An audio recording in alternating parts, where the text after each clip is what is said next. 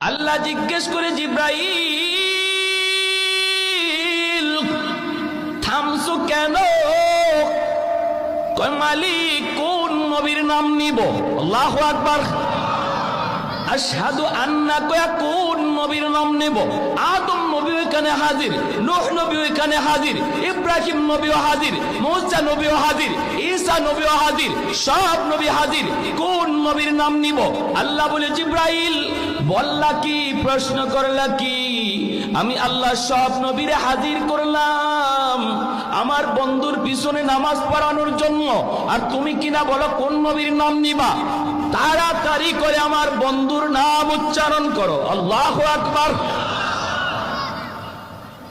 জিব্রাইল আমিন আযানের ভিতরে আমার আপনার নবীর নাম আযানের ভিতরে তিনি উচ্চারণ করলেন। আযানের পর্ব শেষ হয়ে গেল।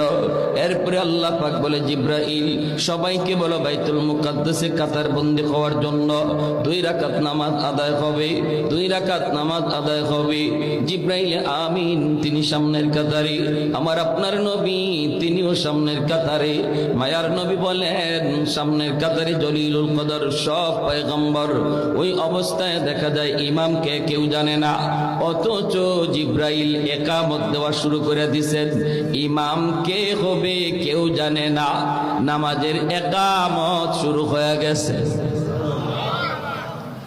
আল্লাহর নবী বলেন, আমি মনে মনে ভাবলাম হয়তো আজকে জিব্রাইল নিজেই ইমামতি করবেন, হয়তো এত বড় জামাতের ইমামতি জিব্রাইল নিজেই করবেন।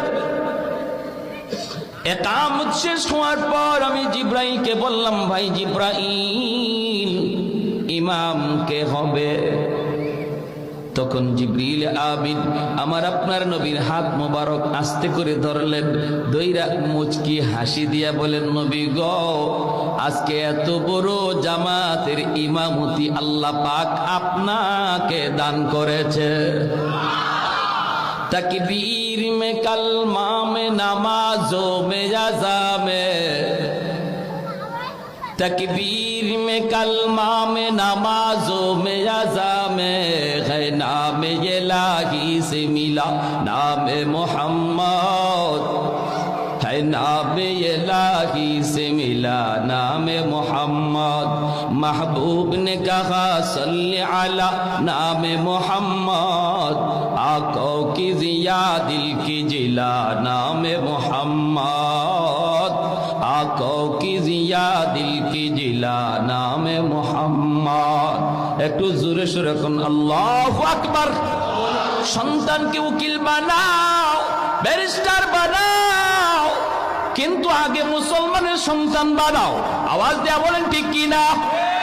আগে মুসলমানের সন্তান বানাও। 5 পর্যন্ত যদি মাদ্রাসায় পড়ানো হয়, আপনার সন্তান ভালো করে মুসলমানি শিখবে, আল্লাহর পরিচয় সে ভালো করে জানবে, আখিরাতের ফিকির তার কলিজার ভিতরে শিশুকালে ঢুকায় দেওয়া হবে। কারণ শিশুকালে বাচ্চাদেরকে যা কিছু পড়ানো হয় রে যুবক, ওই পড়াটা তার কলিজার ভিতরে পাথরে খোদাই করে লিখলে যেই রকম হয় এমন ভাবে বসায় দেওয়া হয়। মাটি যদি শক্ত হয়ে যায়, এই মাটিতে চাইলেও কিছু লেখা যায় না। মাটি যদি কাদা মাটি থাকে, যা খুশি মন চায় লেখা যায়। বাচ্চাদের দিল দিমাগ হলো কাদা মাটির মতো, মন যা চায় তাই কিন্তু লেখা যায়। কোরআনের আয়াত ঢুকাইতে চাও ঢুকাইতে পারবা, শাসন ঢুকাইতে চাও শাসন ঢুকাইতে পারবা। আমার ভাইয়ের, আমার নবীর কথার হাদিস যদি কলিজায় ঢুকাইতে চাও তুমি পারবা। কারণ শিশুকালে তার দিল হলো কাদামাটির মতো, কিন্তু বড় হওয়ার পর যদি তুমি তারে শাসন করতে চাও তাহলে পারবা না, কারণ মাটি তখন শক্ত হয়ে গেছে। ঘন্টায় 200 ছাত্র, পড়া দিব কখন নিব কখন? ওই বাচ্চাগুলি মারামারি কিলাকিলি, ওই যে ওই দেখেন না মাঠে কি শুরু হয়েছে, ধীরিম দ্বারা আপনারা ওয়াজ শুনতেছেন ওইদিকে। বাচ্চাদের কাজই তো এটা, ঠিক না? একই মক্তব বুঝে আর মসজিদ বুঝে। হ্যাঁ, অনেক মাও আছে এরকম, রান্না বান্না করতে যন্ত্রণা দেয় বা মক্তবে পাঠায় দেয়। কিলাকিলি ঘুষাঘুষি যা আছে ওইখানে গিয়ে হুজুরের সামনে করো।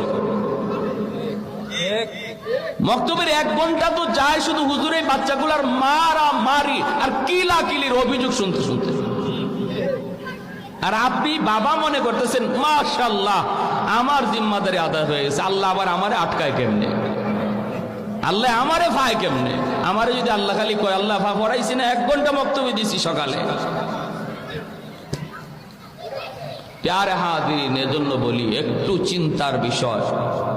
বাপ মার বহুত বড় জিম্মাদারি সন্তানের উপরে, বহুত বড়।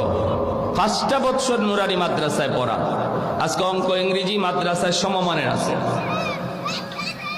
সমমানের অঙ্ক ইংরেজি আছে। রব্বানা আতিহিম দিফাইনি মিনাল আযাব ওয়ালআনহুম লানান কাবীরা।